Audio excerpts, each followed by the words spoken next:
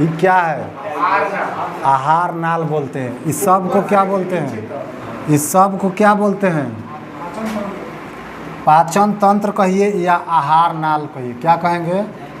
आहार नाल। आहार नाल की लंबाई कितना? 32 फीट होता है। अर्थात हमारे मुख से जहाँ से भोजन जाता है और जहाँ तक भोजन रहेगा, जब तक रहेगा हमारे शरीर में, उसको क्या बोलते हैं? आहार नाल बोलते हैं। आहार नाल की लंबाई 32 फीट। इसको क्या बोलते हैं? इसको बोलते हैं मुख गुहा। क्या बोलते हैं? मुख गुहा। मुख गुहा में ये पढ़ा दिए थे मुख गुहा आगे। इसको क्या बोलते हैं? ग्रास नली। ग्रास नली को बता दिए थे। चलिए, ग्रास नली से आगे जब चलिएगा तो जब मुख से भोजन ऐसे ग्रास नली से होकर के, देखिए मुख से जब भोजन हम लोग खाते हैं पानी वगैरह, पहला बात याद रखिएगा कि पानी का कभी भी पाचन नहीं होता है। खनिज का पाचन, क्या बोलते हैं इसको, विटामिन का पाचन होता है। इस सब का पाचन नहीं होता है। पाचन किसका होता है? कार्बोहाइड्रेट्स, वसा, प्रोटीन, स्टार्च वगैरह, इस सब का क्या होता है? इस सब का पाचन होता है। तो मुख से जितने भी भोजन हम लोग खाते हैं तो हमारे मुख में क्या पाया जाता है? 4 प्रकार के एंजाइम, लाइसोजाइम, उसके बाद क्या, म्यूलिन और डाइएस्टेटाइलिन। लाइसोजाइम का काम है कि भोजन में पाए जाने वाले कीटाणु सबको क्या करना? मार देना। अब मारने के बाद अंदर भोजन जाता है। जहाँ लाइसोजाइम की बस की बात नहीं रहेगा, कुछ ऐसे थेथर जो होते हैं कि मुँह में ही नहीं मरता है, यहाँ पर लाइसोजाइम से वो नहीं मरता है, ये आपका चला जाता है अंदर। तो जब अंदर चला जाएगा तो लाइसोजाइम का काम था मारना, लेकिन उसे जब नहीं मरा तो अंदर चला जाएगा। तो हम बताए थे आपको कि ये आपका क्या है? ये आमाशय है। आमाशय के 3 भाग, 1, 2, 3, ये टोटल क्या है? ये आमाशय। आमाशय के कितने भाग? 3 भाग। आमाशय के 3 भाग होते हैं। पहला भाग को क्या नाम दिया गया? इसको बोलते हैं कार्डिएक। कार्डिएक। बीच वाला इसको क्या बोलते हैं?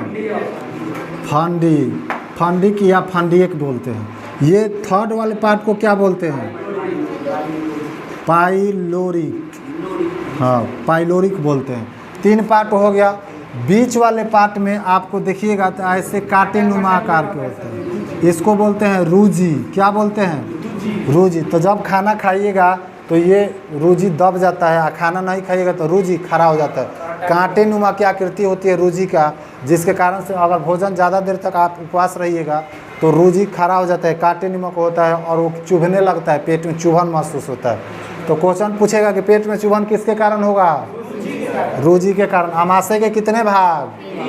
कौन कौन? कार्डियक, फंडिक और पाइलोरिक। कार्डियक, फंडिक और पाइलोरिक। मुख से भोजन कहाँ जाता है? ग्रास नली में। ग्रास नली की आकृति देखिए, जब मुख से भोजन हम लोग खाएंगे तो ग्रास नली ऐसे रहता है, ऐसे रहता है। यहाँ से जो पानी वगैरह भोजन आए, यहाँ से ऐसे ऐसे करके चलता है। जैसे यहाँ से छोड़ेगा इसमें गिरेगा, यहाँ से फिर ये सटा हुआ रहे, ये छोड़ेगा तो नीचे गिरेगा। ऐसे करके ये हमारे ग्रास नली से कहाँ जाता है? ये भोजन पेट में जाता है। इसी को आमाशय बोलते हैं, पेट बोलते हैं। अंग्रेजी में क्या कहते हैं इसको? स्टोमक। स्टोमक बोलते हैं, ठीक। अंग्रेजी में स्टोमक, हिंदी में आमाशय। इसको पेट भी बोला जाता है। पेट का मतलब जैसे ऊपर वाला जो पार्ट है ना, ये इसको पेट कह सकते हैं, लेकिन इसी के इंटरनल जो पार्ट है आमाशय, इसको क्या कह सकते हैं? आमाशय कहिए, स्टोमक कहिए, दोनों बात बराबर है। आमाशय के कितने पार्ट? 3 पार्ट। कौन कौन? कार्डियक, फंडिक और पाइलोरिक। आमाशय के किस भाग में हाइड्रोक्लोरिक अम्ल पाया जाता है? कार्डियक में। ये पहले बताए थे कि आमाशय के ये कार्डियक वाले भाग में क्या पाया जाता है? HCl, हाइड्रोक्लोरिक अम्ल। जैसे यहाँ से भोजन हम लोग खाते हैं तो यहाँ से जब लाइपेज के बस की बात नहीं होता, लाइपेज कुछ कीटाणुओं को मार देता है, लेकिन कुछ थेथर कीटाणु होता है जो मनबे नहीं करता, लाइसोजाइम। तो कुछ मनबे नहीं करता है, वो अंदर जैबे करेगा। तो अंदर जब जाता है तो यहाँ चौकीदार के रूप में कौन काम कर रहा है? यहाँ पर HCl। ये कहता है कि आओ इधर, बुलाता है सबको। HCl यानी कि हाइड्रोक्लोरिक अम्ल निकलता है यहाँ से, और जितना ज़्यादा आप खाना खाइएगा उतना ही कार्डियक से HCl हाइड्रोक्लोरिक अम्ल निकलेगा, और सब भोजन को क्या करेगा? आपस में हाइड्रोक्लोरिक अम्ल मिल जाएगा एक दूसरे में, और मिला करके सबको तोड़ देगा। और तोड़ने के बाद भोजन को अम्लीय बना देगा। तो भोजन को अम्लीय बनाने का काम कौन किया? हाइड्रोक्लोरिक अम्ल अर्थात HCl, हाइड्रोक्लोरिक अम्ल अर्थात HCl। भोजन क्वेश्चन एग्जाम में बार बार पूछता है कि भोजन अम्लीय रूप से कहाँ पाए जाते हैं? अमाशय में, या उसी को घुमा के कह देगा कि अमाशय में भोजन किस रूप में पाया जाता है? अम्लीय की क्षारीय? अम्लीय। तो आंख मूंद के मार देना है कि अम्लीय, अ से अमाशय, त से अम्लीय, याद रहेगा। इस कौन सा अम्ल है? हाइड्रोक्लोरिक अम्ल। ये अम्ल जो होता है भोजन को, जटिल भोजन को तोड़ करके और मतलब पचाने के लिए छोटा छोटा कर देता है और अम्लीय बना करके आगे की ओर बढ़ा देता है। आगे बढ़ा देता है तो फंडिक में आता है। फंडिक में आकर के भोजन 4 घंटा रुकता है। कितना देर? 4 घंटा रुकता है। 4 घंटा तक फंड इसमें रुकेगा। उसके बाद अगर इसमें भोजन नहीं रुकेगा तो जितना खाएंगे आगे बढ़ते चला जाएगा। तो एक तरफ से खाएंगे, दूसरी तरफ से भूख लगते जा रहा है, एक तरफ से खाते जा रहा है, दूसरी तरफ से भूख लगते जा रहा है, क्या नहीं रुकेगा? तो इसलिए ये रूजी का काम होता है कि जैसे भोजन आए फंसा ले, इसमें फंसाने के बाद जब भोजन फंस जाएगा तो उसको दबा देगा। इसमें 4 घंटा तक भोजन रहेगा। कितना देर? 4 घंटा तक। तो कोई भी आदमी खाना खाने के बाद कितना देर शांत रहता है? 4 घंटा तक शांत रहेगा। 3 घंटा 4 घंटा तक उसको भूख नहीं लगता है। अब जैसे यहाँ रूजी में जाएगा तो यहाँ अमाशय में जाएगा। अमाशय के 3 पार्ट। जैसे अमाशय में गया तो भोजन पचना स्टार्ट हो गया। स्टार्ट हुआ कि नहीं? यहाँ से पचना स्टार्ट हो जाता है और पचते पचते छोटी आंत में सब पचता है। और भोजन जब हम भर पेट दबा के यहाँ खा लेते हैं ना तो बकोट के वहाँ से हाइड्रोक्लोरिक अम्ल निकलता है, बहुत मात्रा में निकलता है। और सारे भोजन को हाइड्रोक्लोरिक मात्रा जो निकलता है वो क्या करता है? मिला देता है। मिलाने के बाद जब देखिएगा कि जब मिल जाएगा, पचाने लगता है, तो इसके आसपास में ब्लड होता है और पूरे दिमाग को सिग्नल भेजता है तुम जो खाना खाए हो उसको पचाने के लिए अब हमको क्या चाहिए? एनर्जी चाहिए, ऊर्जा चाहिए। तो हमारे शरीर में, पूरे शरीर में, बॉडी में ऊर्जा होता है। हाथ में ऊर्जा है, पैर में ऊर्जा है, पूरे बॉडी में ऊर्जा है, दिमाग में ऊर्जा है, हर क्षेत्र में ऊर्जा है। लेकिन जो हम लोग खा रहे हैं उसको तोड़ने के लिए, उसको पीसने के लिए, छोटे बनाने के लिए, जटिल से उसको कठोर से मतलब कि आसान बनाने के लिए उसमें एनर्जी की ज़रूरत होती है। किसका ज़रूरत होता है? एनर्जी, ऊर्जा की।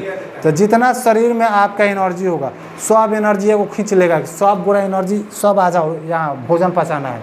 तो आपके दिमाग का एनर्जी पेट में चला जाएगा, हाथ का एनर्जी पेट में, पैर का एनर्जी पेट में, सब चला जाएगा पेट में।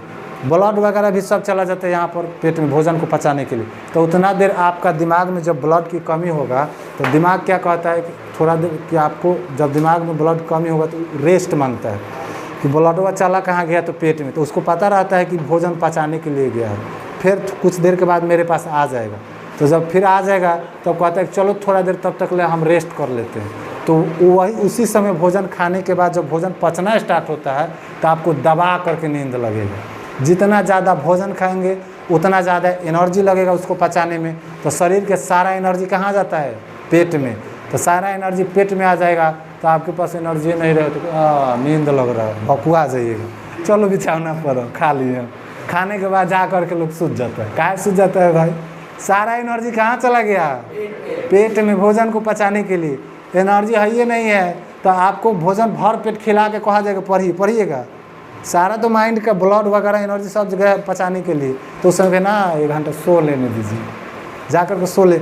जैसे 1 घंटा सो लीजिएगा, सोने के बाद भोजन जैसे पच जाएगा, एनर्जी फिर वापस दिमाग में, हाथ में, पैर में सब, नींद टूटेगा, मन फ्रेश हो जाएगा। हाँ आओ फरियाओ, कौन फरियाएगा? क्या एनर्जी मिलेगा? तो ये पूरा पचने का काम अमाशय में करता है। हाइड्रोक्लोरिक अम्ल याद रखिएगा किस में निकलेगा? अमाशय के किस में? कार्डियक में निकलेगा।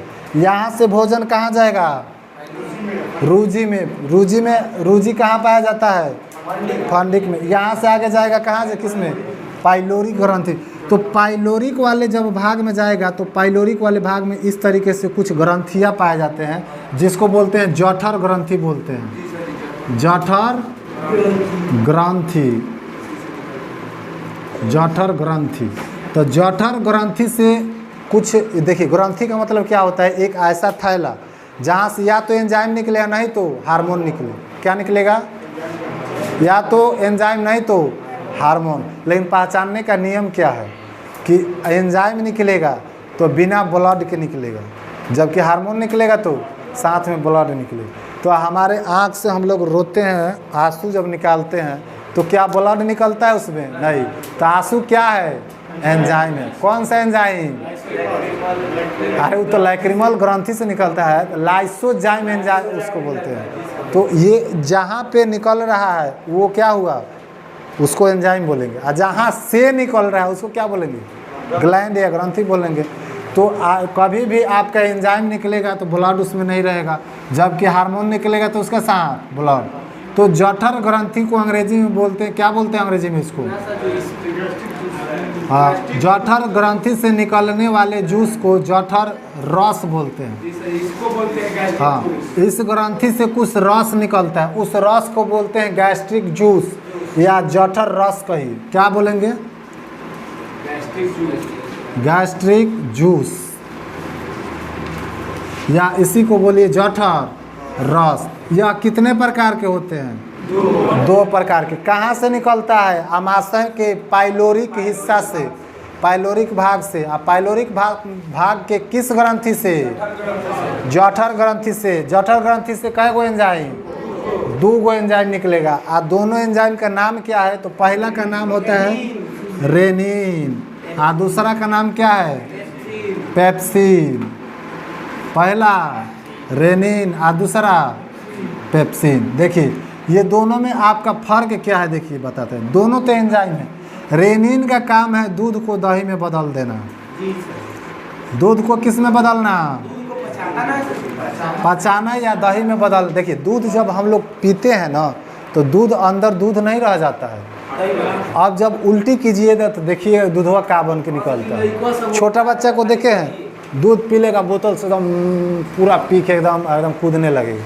छोटा बच्चा पीने के बाद जब वो उल्टी करेगा तब देखिएगा, दही उल्टी करता है। वो पिया दूध और उल्टी क्या किया? दही। तो क्यों? खाटा लगता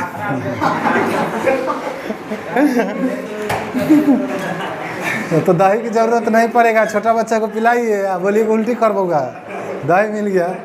तो देखिए क्या करता है, इसके अंदर क्या होता है? रेनिन नाम के एंजाइम पाया जाता है जो दूध को किस में बदल दिया? दही में बदल दिया। आपको ये नहीं कहेगा कि बाहर भी दही बनाना है तो उसमें रेनिन डाल दीजिए, जम जाएगा। नहीं जमेगा, वो फट जाता है। वो फट के वो अपना दूसरे पंचुचुर हो जाता है, पानी अलग और उसका दूध का मात्रा अलग। तो दूध में पाए जाने वाले एक प्रोटीन होता है जिसका नाम होता है केसिन। क्या नाम होता है उसका? केसिन। प्रोटीन का नाम। ये किसका नाम है? प्रोटीन का। हाँ, प्रोटीन का। लोचा यही हो जाता है जब क्वेश्चन में एग्जाम में पूछता है कि दूध में पाए जाने वाले केसिन का पाचन कौन करेगा, तो लोग मारता है पेप्सिन। क्यों? क्योंकि जिसमें सीन लगा रहता है वो प्रोटीन का पाचन करता है। ये तो बात सत्य है कि जिसमें सीन लगा होगा किसका पचा है पाचन करेगा? यह प्रोटीन का पाचन करता है। केसिन क्या है? एक प्रोटीन है। तो लोग मार देता है कि पेप्सिन पचाता है केसिन को, गलत हो जाता है। ये ऐसा प्रोटीन है केसिन अपवाद में, जिसको पचाने के लिए हमको सिर्फ और सिर्फ रेनिन ही काम आएगा, बाकी कोई काम नहीं आएगा। तो केसिन नाम की प्रोटीन को कौन पचाएगा? रेनिन पचाएगा। रेनिन कहाँ से निकला? जठर ग्रंथि से निकला। उसी को बोलेंगे जठर रस। रेनिन क्या है? एक जठर रस है। रेनिन क्या है? एक जठर रस है। उसी को एंजाइम बोल सकते हैं। तो जठर ग्रंथि से जठर रस निकलता है, इसी को गैस्ट्रिक जूस कहते हैं या गैस्ट्रिक या एंजाइम बोलते हैं। तो एंजाइम कितने प्रकार से? 2 प्रकार के। पहला रेनिन, दूसरा पेप्सिन। ये पचाएगा दूध को, जबकि ये पचाता है प्रोटीन को। जितने सारे प्रोटीन मिलेंगे सब प्रोटीन को पचा करके किस में चेंज कर देता है? पेप्टोन में बदल देता है। पेप्टोन। तो प्रोटीन को पेप्टोन में किसने बदला? पेप्सिन। जिसमें सीन लगा होगा समझ जाइए किसको पचाएगा? ये प्रोटीन को खोजेगा, कहाँ प्रोटीन है उसी को केवल पचाएंगे, बाकी किसी को नहीं पचाएगा। जिसमें सीन लगा होगा वो किसको पचाएगा? अपवाद में रेनिन को छोड़कर। रेनिन पचाता है किसको? दूध को पचाता है केसिन को। ठीक। तो जिसमें सीन लगेगा वो प्रोटीन को पचाता है। तो पेप्सिन में सीन लगा है, किसको पचाएगा ये? तो पेप्सिन नाम की एंजाइम कहाँ से निकलेगी? कहाँ से? जठर ग्रंथि से। जठर ग्रंथि कहाँ पाया जाता है? आमाशय की पाइलोरिक हिस्सा में। तो आमाशय में पाया जाता है आपका जठर ग्रंथि। जठर ग्रंथि से निकलता है 2 प्रकार के एंजाइम, एक होता है रेनिन और दूसरा होता है पेप्सिन। रेनिन आपको दूध को दही में बदल देता है, जबकि पेप्सिन आपको प्रोटीन को पेप्टोन में बदल देता है। समझ में आ गया? कोई डाउट नहीं? आगे चले यहाँ से। चलिए, जब यहाँ से आगे चलिएगा तो यहाँ तो देखिए भोजन किस रूप में था? अम्लीय कि क्षारीय? अम्लीय रूप में था। अब यहाँ से जैसे भोजन आगे चलेगा, इसको मिटा दें। अब मिटाएं? स्क्रीनशॉट लेना है तो ले लीजिए। बता दिए